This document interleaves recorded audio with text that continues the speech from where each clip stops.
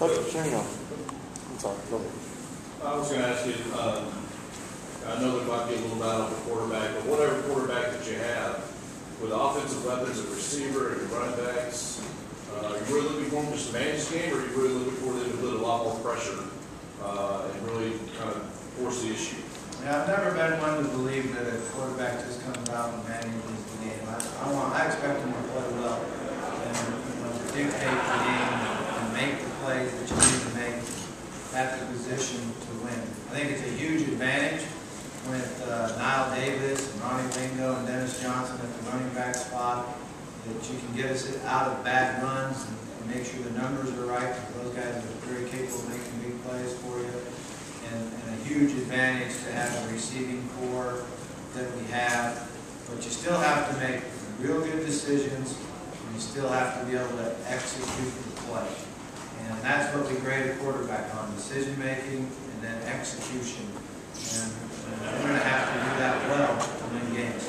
Talk about what you've seen from Tyler Wilson in the offseason that leads you to believe that he's now ready to be the man in Arkansas. Well, he's been very impressive. First and foremost, how much he cares and how much dedication he's shown and commitment he's shown to being the starting quarterback. He spends as much time as anybody in watching video on his own, in studying, not just offenses, but defenses. I think he's trying hard at it in the leadership role, knowing that first I have to lead by example, and second I have to get the guys around me to play real well and lift and uplift them when it's needed. So I've been real impressed with Tyler. Coach, is that a done decision? Is he a starter? No, we're going into the fall with competition. Tyler and Brandon will compete for it, and they did that throughout the spring. I thought throughout the spring that they both played well at times, and there were a couple of times when Brandon had better practices throughout the week, but did not carry it over to the scrimmages or the spring game yet. And Tyler played better in the scrimmages than the spring game. But that's a process. When you're young and inexperienced, sometimes you have to struggle in the scrimmages and struggle in the spring game before you can carry it over from practice. I don't have a date marked on the calendar when we're going to name a starter. I may never name a starter. It might just be like the other 21 positions on the field. When we have to throw that depth chart out there, when we see it. Coach, speaking of your receivers, a lot of publications rank them real high. In fact, one ranks them the number one group in the country. Do you appreciate that respect they're being shown, or is it going to be flying under the radar? How do you kind of process all that? How you doing, man? Good, how you doing? Good. Still having those barbecues on your driveway? I miss you, Coach. I miss you. Good to see you here. I didn't know you were a member of the press. I am, man. It's radio. All right. What was the question again? I couldn't say smiling when I saw you back there. So. The receivers. Oh, the receivers, yeah. That's a good group of receivers.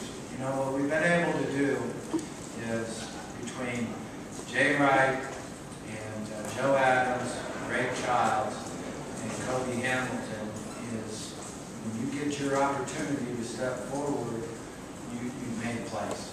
And there was a time last year, particularly early in the year, where if I was Jarius Wright, I would say, "Coach, you're going to get you the ball. Coach, you're going to get you the ball." But it just kind of happened on the rotation when the balls went to his position. He wasn't in the game. And it was just, hey, hang in there. You're going to get your opportunity. You're going to get your chance. And then, the Alabama game comes and he has a huge game. The benefit for the quarterback is, I don't have to worry about, this is my best receiver, this is my second receiver, and force the ball. Particularly when you're inexperienced at quarterback, you would have a tendency, I'm going to throw it to that best guy. Right now, what we're trying to get them to understand is, hey, it's pretty easy. Just read the defense and distribute the ball to the guy the defense tells you to distribute it to, because they can all make plays for you. I'm excited about the group. They've been performing for a lot of years. Who do you think the best running back in the SEC is? I'm not good with the best. There's a lot of really good running backs, and I like our guy. I like Niall Davis. I like the guys we got. But I also understand what Alabama has and South Carolina, and there's some good running backs we don't even see because we don't play everyone on the other side. So I think what our players understand is worry about yourself. Take care of your performance. Worry about one game at a time. And all those awards, all those accolades come at the end of the season.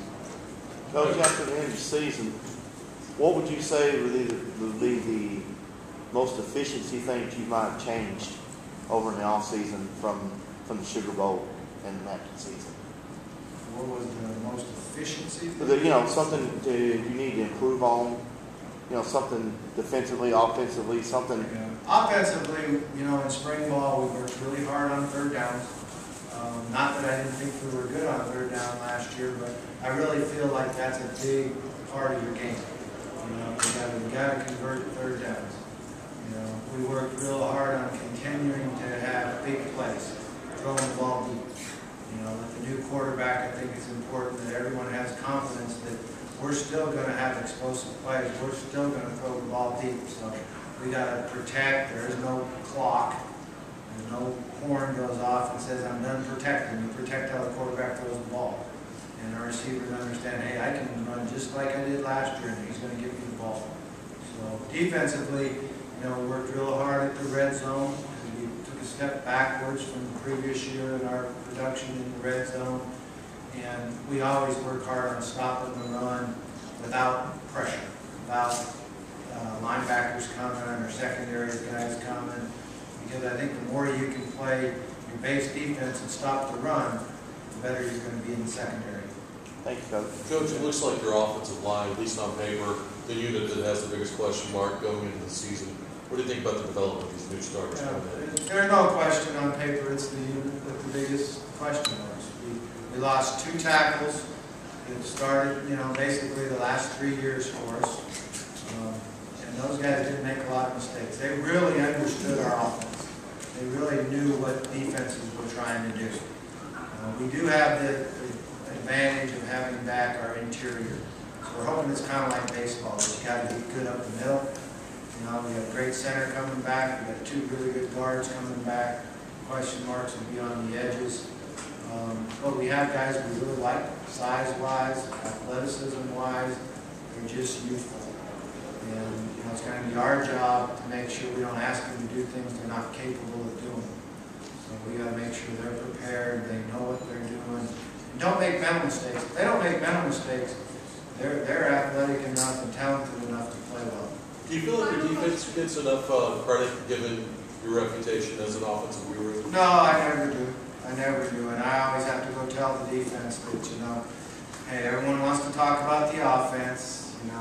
Everybody likes throwing the ball.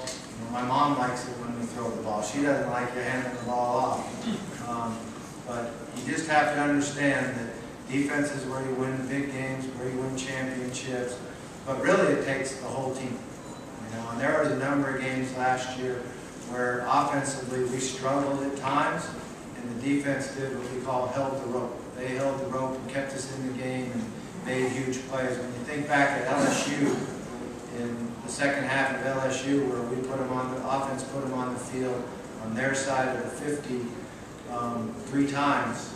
The defense held the rope, held them out, held them to a field goal after a drop snap, and really made the difference in that game. Thank you, Coach. Thank you.